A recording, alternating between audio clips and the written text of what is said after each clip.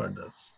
All right, so I came up with this course because somebody here, not mentioning names, said they had a lot of negative people around them, and they were attempting to crack all these personality codes. They were attempting to figure these people out, but then when they were cracking their codes, they were just realizing that these people were negative Nancys. And they're like, what do I do when I have all these negative people around me?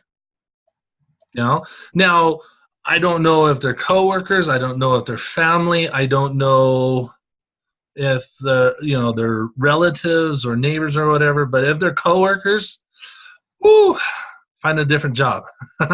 Create a business, so you don't have to be around those people, because, people in JOBs, which means just over broke, basically are negative all the time. I worked for AT&T for 10 years, and there was this one guy that literally just negative all the day. Oh, we got to come in early. Oh, we got to do this. Oh my God. Like, there wasn't a day that he did not complain, and we started calling him Negative Nancy, but, do you, keep bringing the lemon, or do you squeeze the lemon and make lemonade? So I came up with a slide presentation, and I'm going to actually share that with you right now. Hold on one second. Tell me if you guys can see that. If you can see that, let me know, because I can't see you guys. Yep. The only person I can see right now is April. Oh, there we go. All right, I can see you guys right there. Yep. Right there. All right, so you can see turning lemon into lemonade, right? And so we all wind up with lemons of some sort in our lives. And so I'm going to give you some tips to turn them into lemonade. How's that? You like that? Charles is always, I remember Charles in the office, and a couple of my friends are like, you know what? All right, throw me the lemons. I'm just going to hit them. I'm going to squish them. I'm going to make them into lemonade. All right. Charles Swindoll had a quote that we're all faced with a series of great opportunities, brilliantly disguised as impossible situations. Think about that. We are all faced with a series of great opportunities, brilliantly disguised as impossible situations. So, it's true, we're often faced with obstacles that deter us. Yet, if we could only see what's on the other side, we'd leap those hurdles and we'd lunge into a better life. And every single time you bust through those roadblocks and you find your way, you grow more confident and you feel more capable. All right. But how do we look at something that seems overwhelming or insurmountable and really make it work for us? All right. So the first point I came up with was, let's see if my slides work. Are my slides going to work? All right. Determine whether the opportunity is right. All right, and this is turning lemons into lemonade. And I know a lot of people have businesses, they have employees, they have teams that they're growing and stuff like that. So determine whether the opportunity is right for us. The first thing you have to do is determine whether opportunity is right thing to be going for. All right, is it the righteous desire? All right, will it improve your lives or the lives around you? Will it help you grow? Sometimes you don't know until you simply pray, a prayer is offered up, you meditate on it, you think about it, you ask other people, and this is how a lot of times you can actually find mentors. This is how you can actually find other people, because is it the right opportunity? Are you taking the right steps? Is it lemon, or are you going to squeeze it and make it into lemonade? All right. And I only have a few tips on this, and the only reason I'm sharing it is because it was a good subject to talk about, and I want to help as many people, because there's just so many times that we feel like all we're doing is getting handed lemons, and it's like, woe is me, and what can I do? But instead, are you taking all those lemons you're getting and squeezing them and making them lemonade and going out and creating your lemonade stand, which is giving you a better opportunity. It's giving you an opportunity to do something else, and it's also giving you a way to talk to a lot of people and socialize. All right. The other one I came up with was understanding where the roadblocks are coming from. All right. So we've determined the goal is it's the righteous one. It's the right one. And if the opportunity comes with roadblocks, there are a number of sources to consider. And again, it could be the roadblocks could be coming from adversaries. It could be coming from the company. It could be coming from ourselves. It could be coming from employees. It could be coming from people on your team, people that you work with. All right. And a lot of times people get frustrated because they have these roadblocks that come up. But sometimes obstacles are to test us. All right. How many times have you been thrown an obstacle and then after, I don't know, a week or two, a day or two, a month later, you realize that obstacle was to test you, to see if you were really committed into what you're doing. So sometimes we're given those obstacles so that we can come to a understanding of how much we really want something. Maybe it's a dream career. Maybe it's somebody that you love, a home you own, a business you're going to join, a product you're going to sell, a company that you're going to work with. You know, anything worth having is worth working for. So overcoming obstacles may be part of the work. In the process, you can give up on your dreams or become more passionate and determined about them. All right. The obstacles often teach us just how badly we want something. All right. You know, just like the person that sent the message, like how determined are you to, are you determined to help those people? Instead of them being negative people around you, why don't you lead by example and say positive affirmations to them, or have positive signs around your cubicle if you have a cubicle, or basically what I would, if I was in that situation, I would say, hey, and this is, I'm telling you guys, I do not use the word try in my vocabulary. So I tell people, hey, when you're around me, just don't say that. It's literally to mean the word choke yourself off, and I don't want to use that word, so I'll use other words. But when you're around me, I will it's like a F-bomb going off in my head. So I tell a lot of people, hey, when you're around me, don't use the T word. I will buzz you like the buzzer, like that, and make you re-say the sentence without the T word in it. And they look at me like, you're freaking crazy. But if I let them say those words, then I have to hear it, and then I feel bad. So either they can not say it around me, or they can talk elsewhere negative or with that word elsewhere, just not around me. Does that make sense? Because I want to make sure I have the positive words coming in. I have the right things being presented to me. Okay, so these obstacles are just really to see how bad you want something. How bad do you want that business? How bad do you want that dream career? Or how bad do you want what you're working for? There are going to be obstacles. Nothing ever comes easy. I know there's companies, websites aren't working. The products aren't being shipped on time. Customer service doesn't get back to you as fast as you want them to. But the thing is it's just an obstacle. Are you stepping up as a leader to overcome that?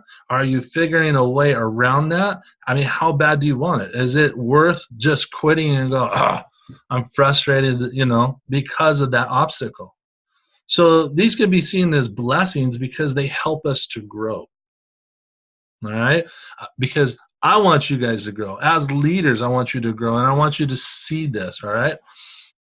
All right, I'm also looking at some notes.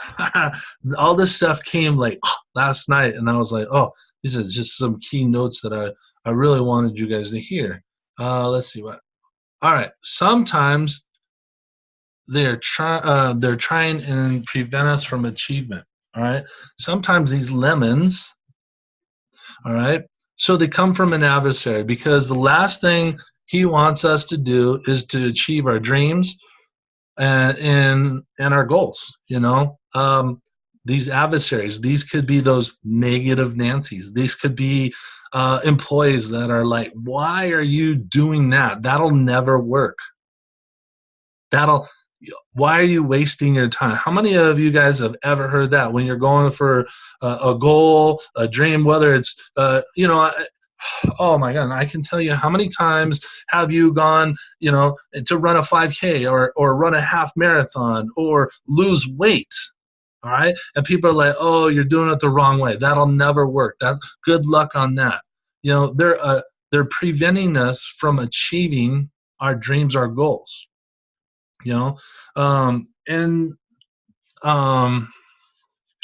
where was I going? But once you have a determined worth, you've prayed about it, you've seen the motivation and stuff like that, you're not going to stop. You're going to keep on going, and it's worth having, and it's worth fighting for. All right, I can tell you when I was I was doing a 5K. I had never run, but my friends are like, oh, that's crazy. Why do you want to do that? And I was like, I've never done it. I want to go do it. And I had a goal of setting time for it. And then when I did it, it felt so much better. I felt so good crossing the finish line. And then I went back and I showed them my medal and everything like that. And they're like, oh, man, I should have done that with you. Well, yeah, but you were the one that was like, why do you want to do that? And, but now I have the medal. I have the trophy. I have oh, look, this is what I accomplished. So, sometimes they're trying and prevent us from achievement, but anything worth having is worth fighting for. All right. And then the last thing I had on my notes is, are we shooting ourselves in the foot? Okay. Occasionally, we are our own worst enemy. Maybe we fear success. Maybe we worry about major changes. Perhaps we lack the confidence that we can carry our dreams to fruition. We either consciously or subconsciously put our detours and veer off the path to success. And it happens more than we realize. We come so close and then go into panic mode, thinking maybe we can't really pull it off. This is the time to, once again, hit your knees, pray about it, meditate it, talk to people, ask people for help, get suggestions, and overcome your own doubts. All right? So, again, turning lemons into lemonade. All right? Determine whether the opportunity is right for you, understanding where the roadblocks are coming from. Sometimes obstacles are to test us. Sometimes they're trying and prevent us from achievement. And I can't speak today. And are we shooting ourselves in the foot? All right. So hopefully those are good key notes for you guys. I'm actually going to stop sharing my screen. Stop sharing so I can see everybody. Wow, that was quick. That was like 15 minutes. Hey, I told you I was going to keep Wednesday short. But if you guys like those notes, I mean, I'll be more than willing to share those notes with you. I can put all my notes down and what I wrote out. I'll put them in the what's in the notes section in the group, so you guys can read them and understand what I'm talking about. So does that help you guys out? Yes, Joni. So I'm a fitness instructor, okay? Right? No For way. those of you that don't know. Yeah, way. So that's why I can't do half the meetings at nighttime. So anyway, and I also have a full-time job. But anyway, I did this. Is that an excuse? Similar. Yeah, it is, because I'm not going to stop exercising to go on a Zoom or a live Facebook. Can't do it. So anyway, I have this challenge for my group starting in January, and they all looked, not all of them, like 5 of them looked at me and they said, "Oh, I can't do that. There's just no way. My shoulder, I have a shoulder issue. I have a back issue. I have this issue. I have this. I have that." And they were so negative. It's like, you know what? If you're going to tell yourself that you can't do that, then you're not going to be able to do it. But if you tell yourself, yeah, I'm going to do this, and do part of it, just start doing bits and pieces at a time. And because they're all complaining about their health, they're all complaining about how bad they feel, but they won't do anything about it. So anyway, I am proud to say that as of today, that everybody in my group is doing the challenge and doing it all on themselves, and they're not complaining and whining anymore about it, and they're very proud of themselves because they're doing it. So anyway, I just wanted to put congratulations. That there. So give everybody give Joni 2 thumbs up. Congratulations. Yeah, it's so frustrating though, because you get this like, oh, I can't do it, I can't do it, I can't do it, and I've got to just keep going. So yeah, you can. Yes, you can. And I want to just say, bam, yes, you can. There's actually a YouTube video of an Asian girl that couldn't dance, and she'd self-taught herself over 100 days how to dance. I'll post the video in the group. It's really awesome. But then she takes on the challenge to learn something new. Like she couldn't do regular push-ups. And so she trained herself for over 100 days, and she's like doing where you push yourself off the ground and clap and stuff. After 100 days, she couldn't even do one on the first day, and by 100 days, she was pushing off the ground, doing the hand clap, pushing off the ground, and doing the hand clap. And it just shows, like, you put your mind to it and you consistently stay with it, you're going to get results. That's the thing. People are constantly tired, they get lemons thrown at them and they're like, oh, well, I'm going to stop doing this. It's not working. But if they just kept going, is it worth the fight? You know what I mean? There are things, I know. What's that? And I actually said that to him. I said, "Is your health worth?" I know we're not talking about fitness and health, but it's all in the same package. And that's what I told him. I said, "Is your health worth it? Are you worth this?" And it's just that simple. And it goes back to the training when you said a month ago or so about making your bed every day. Make your bed. Just do it, do it, do it, do it. And you have to do that. You've got to do something, and then you feel good about it. So that's right. How many of you guys are making your bed every day? Me. Right here. I do. I preach it to you guys, but every day I wake up, I make my bed. I can go show you right now. My bed's made. Like it, and the thing is it's just become second nature. I don't even think about it. Like even if I don't jump out of bed and make it right away, if I get out of the shower and I'm getting dressed, I'm like, oh, my bed's not made. It's like, oh, I got to get that done, and it feels good getting it done, because then you're like, oh, it looks good, and you can go on and start your day and stuff like that. So it is important. So it is there any hopefully that was good information. I know Polly said, good tip, use the rocks thrown at you to build your strong foundation. Think about that. People will throw rocks at you all the time because they're not doing it. And are you keeping those rocks to build a really nice wall so you can have a building around you? Or are you just saying, oh man, I got a bunch of rocks? You got to seize the opportunity. You got to look at what's given to you and really go with it. Who said that? PJ, getting into unmade bed is like putting on dirty underwear. That's so true. Okay, thanks, PJ. Awesome. So, did that help you guys out? Because I know for some of you, there's stuff going on, and it's just frustrating. You feel like there's a bunch of lemons being thrown at you at the beginning of the year. Things aren't working your way. Things aren't working in your business or in your personal life, in your company and stuff like that. And you're just like, oh my goodness, when can I get a break? But are you looking at it as, okay, maybe I need to work on myself during this time. Maybe I need to read more.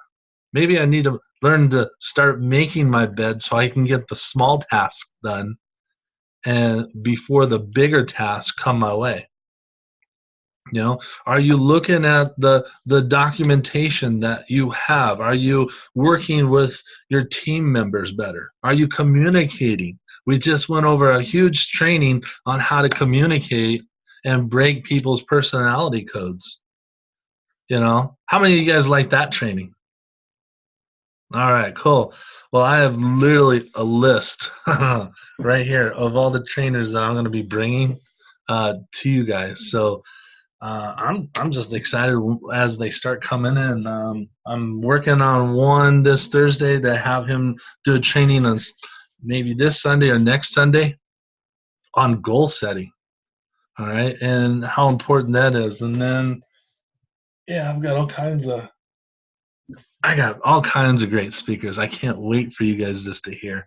So, all right, that is the training for tonight. I hope that was a good nugget of information. Anybody have any questions? Jennifer? No? Jackie? Where's your cohorts, Lisa? Usually there's a side comment there. Randy, anything from you? Keeper. I don't. It's not my turn to babysit. You good, Randy? All right, guys. Well, hopefully that was good information. Hey, remember, take these lemons and create your lemonade stand, because each and every one of you you can squeeze it. You can, and think of, here's the other thing. When a lemon is thrown at you and you catch it, you get that nice lemon smell in your hand. That smells good, man.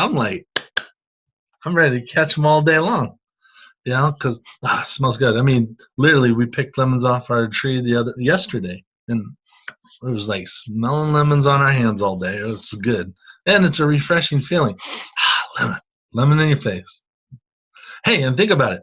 Then you can make lemon pie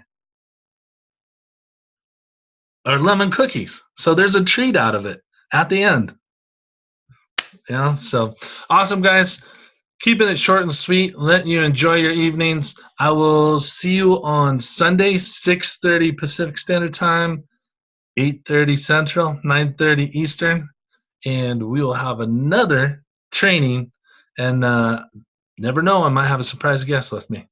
So look forward to seeing you guys, and I will post the recap in the Facebook group so you guys can watch it again.